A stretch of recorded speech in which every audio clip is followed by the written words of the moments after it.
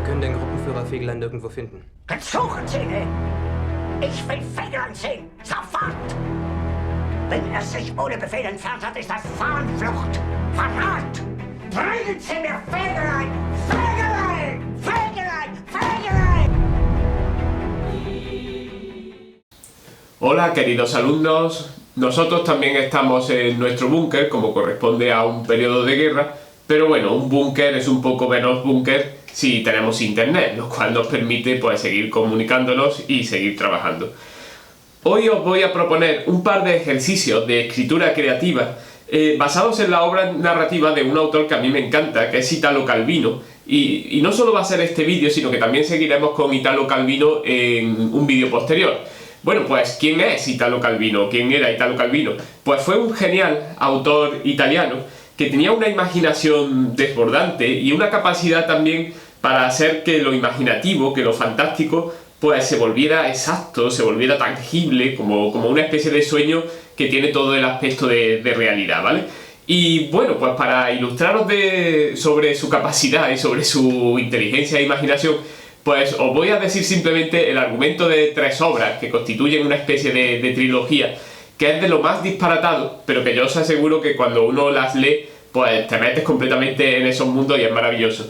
La primera, que por cierto es la única que ahora mismo he podido encontrar en el agujero negro que tengo como biblioteca, pues bien, es El Barón Rampante. El Barón Rampante va de un aristócrata, creo que si no recuerdo mal en el siglo XVIII, que de niño o de adolescente, pues tiene una pelea, una discusión con sus padres, con su hermana, se sube a un árbol y decide que nunca más va a volver a bajar del árbol. Es decir, a partir de entonces su vida se desarrolla ahí y os aseguro pues que la novela es realmente increíble, ¿no?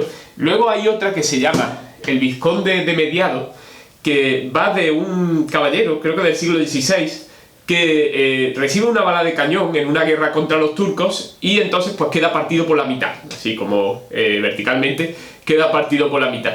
Y esas dos mitades, lo curioso es que cada una de ellas pues se llega a salvar y a partir de entonces hay 2 personas, hay una buena y otra mala y en fin, y cada una pues tiene sus aventuras.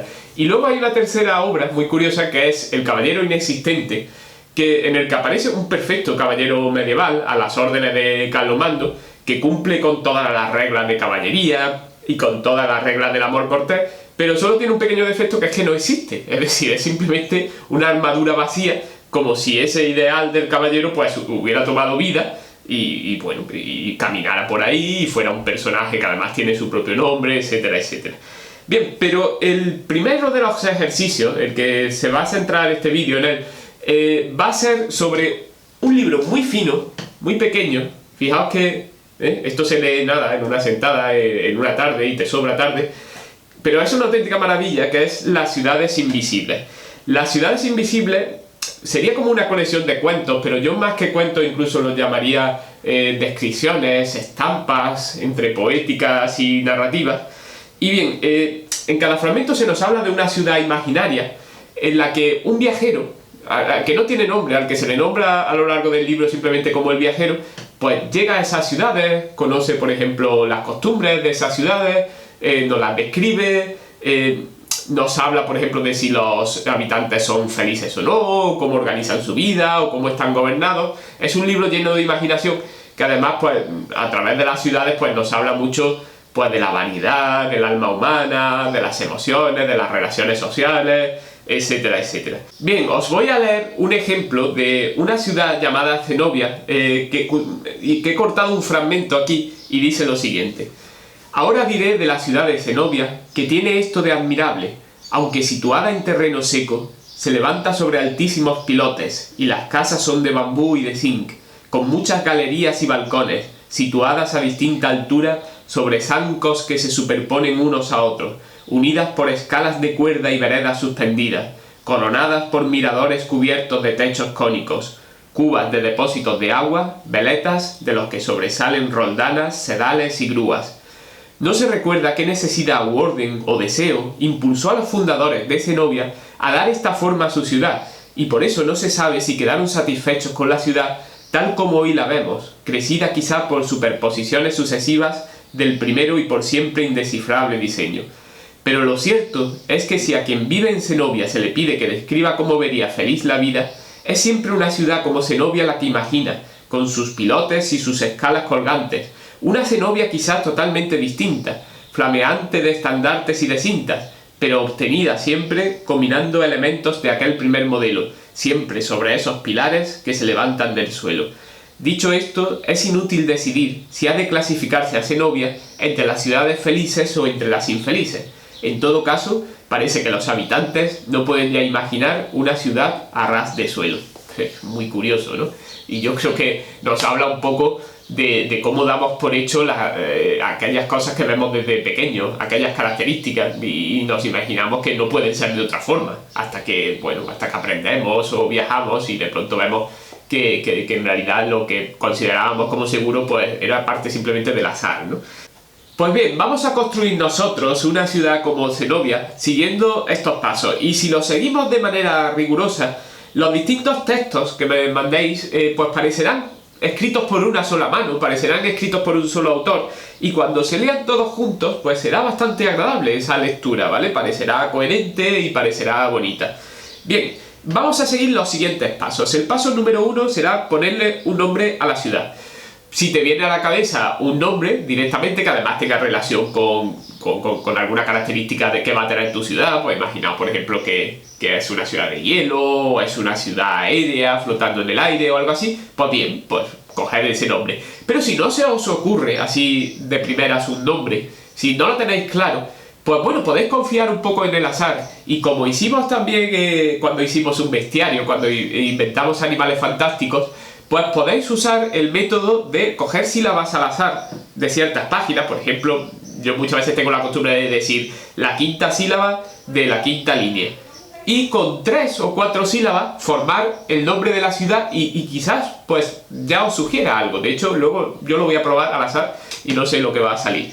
Bien, en segundo lugar, quiero que contéis la historia en tercera persona, y que siempre os dirijáis, o bueno, no os dirijáis, sino que siempre nombréis al protagonista como simplemente el viajero. Siempre vamos a decir lo primero que ve el viajero siente cuando el viajero abandona la ciudad. Eso también pues ayudará a dar coherencia, a dar unidad a los textos que vamos a escribir.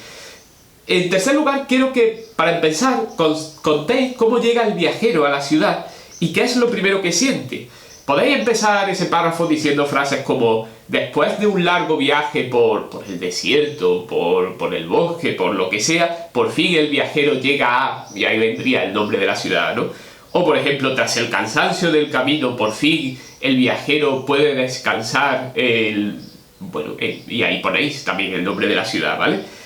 Cualquier frase de ese tono, de ese estilo, pues puede valer para comenzar. Luego, a continuación, viene como la parte puramente descriptiva. Quiero que hagáis una descripción visual bastante detallada de la ciudad, porque la gracia de estas cosas siempre está en los detalles, ¿vale?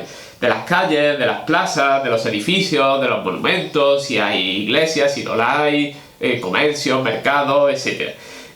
Sigue nombrando al viajero de vez en cuando para que no olvidemos que estamos viendo todo a través de sus ojos.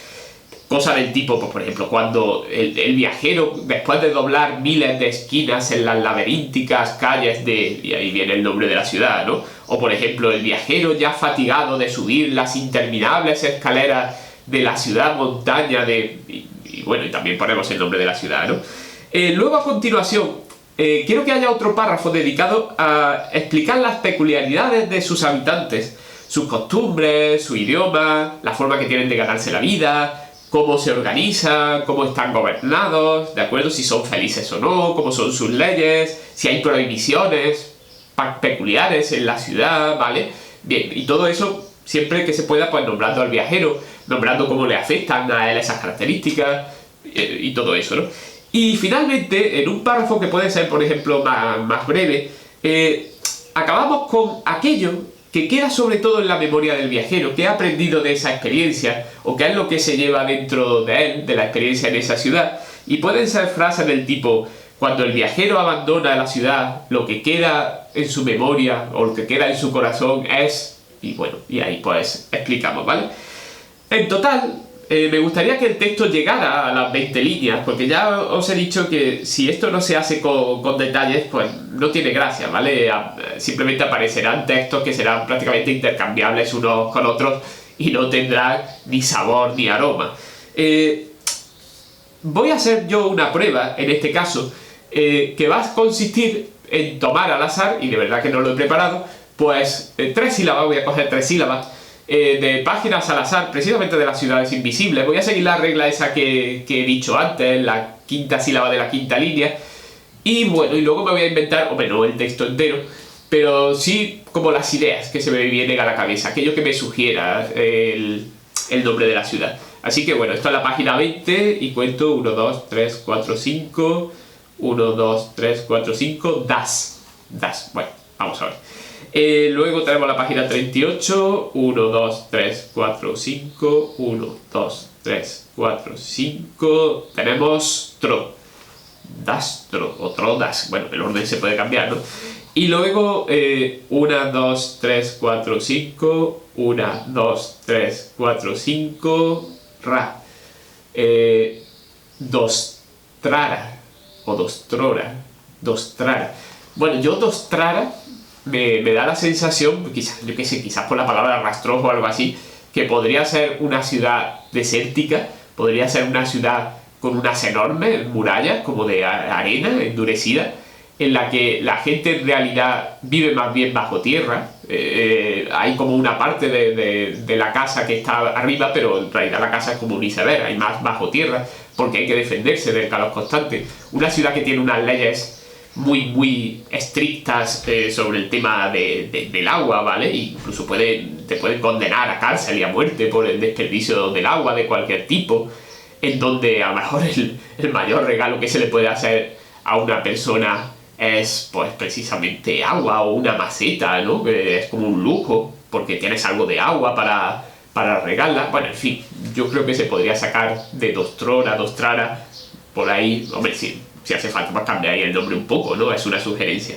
Y bueno, y hasta aquí el vídeo de hoy. En el próximo vídeo seguiremos también con escritura creativa y también será con otra obra de Italo Calvino, que bueno, ya la diré en la próxima clase, pero veréis que el azar tiene mucho que ver con esta segunda obra que vamos a tratar. Y por supuesto os recomiendo para ahora o para cualquier momento, pues os recomiendo sus libros porque son todos extraordinarios, son todos divertidísimos y se leen prácticamente sin darte cuenta. Y bien, para despedirme, aparte de ponerme la gafa, pues bueno, como siempre os deseo mucha fuerza y energía, pues bueno, qué mejor que esta poción, que la podríamos tomar entera para tener fuerza y energía. Así que con ella me despido y digo hasta la próxima.